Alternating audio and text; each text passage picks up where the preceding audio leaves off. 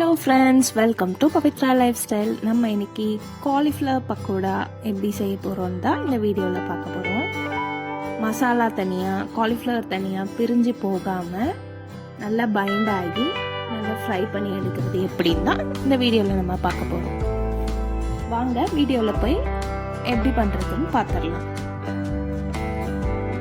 அதுக்கு ஃபஸ்ட்டு காலிஃப்ளவரை சின்ன சின்னதாக கட் பண்ணி சுடு தண்ணியில் உப்பும் மஞ்சத்தூளும் போட்டு பிளான்ச் பண்ணி எடுத்து வச்சுக்கணும். சுடு தண்ணியில் 1 to 2 minutes மேக்ஸிமம் போட்டு எடுத்து வச்சுக்கலாம், கரெக்டாக இருக்கும். இப்போது அதில் நான் 1 டீஸ்பூன் அளவுக்கு இஞ்சி பூண்டு பேஸ்ட் போட்டிருக்கேன். இந்த மாதிரி இஞ்சி பூண்டு பேஸ்ட்டை ஃபஸ்ட்டு எல்லா காலிஃப்ளவர்லேயும் படுற மாதிரி பரட்டி விட்டுருணும்.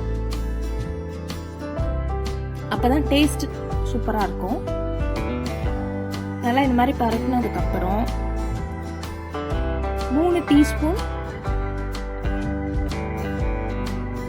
கடலை மாவு,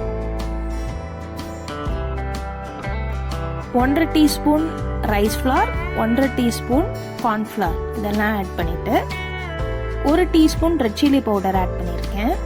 நீங்கள் காரத்துக்கு ஏற்ற மாதிரி ஆட் பண்ணிக்கோங்க.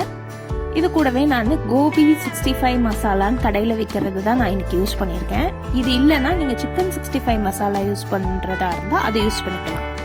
இல்லைன்னா குழம்பு மிளகாத்தூள், இது உங்களோட கன்வீனியன்ஸ். ஆனால் இது போட்டு நம்ம செய்யும் போது கடையில் வாங்குற டேஸ்ட் அப்படியே இருக்கும். தண்ணி எதுவுமே ஆட் பண்ணாமல் ஃபஸ்ட்டு இந்த பவுடரெல்லாம் நல்லா எல்லாத்தோடையும் கோட் ஆகி வர அளவுக்கு ஜென்டலாக மிக்ஸ் பண்ணி விட்டுறணும். ரொம்ப அழுத்தி பிசைஞ்சிங்கன்னா காலிஃப்ளவர் எல்லாம் உடஞ்சி தூள் தூள் ஆகிடும். அதுக்கப்புறம் நல்லா பெரட்டினதுக்கப்புறம் இந்த மாதிரி தண்ணியை லைட்டாக தெளித்து பிசையணும். மேக்ஸிமமே 1/4 டம்ளர் அளவுக்கு தான் தேவைப்படும். ரொம்ப தண்ணி ஊற்றிட்டிங்கன்னா மாவு தனியாகவும் காலிஃப்ளவர் தனியாகவும் கலண்டுரும் பொரிக்கும் போது. அதுக்காக லைட்டாக இந்த மாதிரி தண்ணி தெளித்து பிசையும் போது லைட்டாக பிசு பிசுன்னு உங்கள் கையில் ஒட்டுச்சுன்னா அந்த கன்சிஸ்டன்சி கரெக்டாக இருக்கும். பாருங்கள், இந்த மாதிரி இருக்கும்.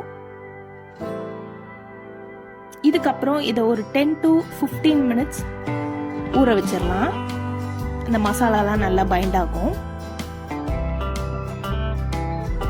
அதுக்கப்புறம் நல்லா சூடான ஆயிலில் காலிஃப்ளவரை போட்டு மீடியம் ஃப்ளேமில் வச்சு குக் பண்ணி எடுக்கணும். ரொம்ப ஹைலியே வச்சு குக் பண்ணோன்னா வெளியே வந்துடும், உள்ளே வேகாமல் இருக்கும்.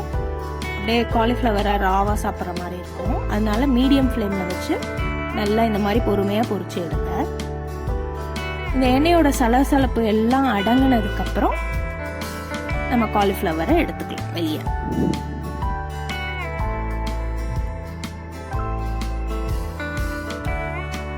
இப்போதான் நம்ம சேனலை ஃபர்ஸ்ட் டைம் பார்க்குறீங்கன்னா மறக்காமல் சப்ஸ்கிரைப் பண்ணிக்கோங்க. அந்த பெல் ஐக்கானையும் ஆலில் போட்டு வச்சுக்கோங்க. அப்போ தான் நம்ம போடுற புது புது வீடியோ எல்லாம் உங்களுக்கு நோட்டிஃபிகேஷனாக வந்து சேரும். இந்த வீடியோ பிடிச்சதுன்னா மறக்காமல் உங்கள் ஃப்ரெண்ட்ஸ் அண்ட் ஃபேமிலிக்கு ஷேர் பண்ணிக்கோங்க.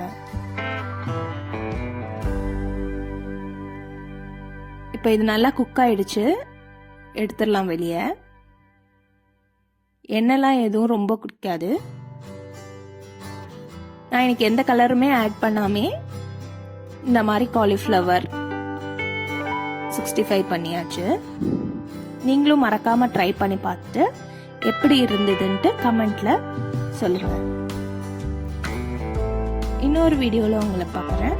பாய்.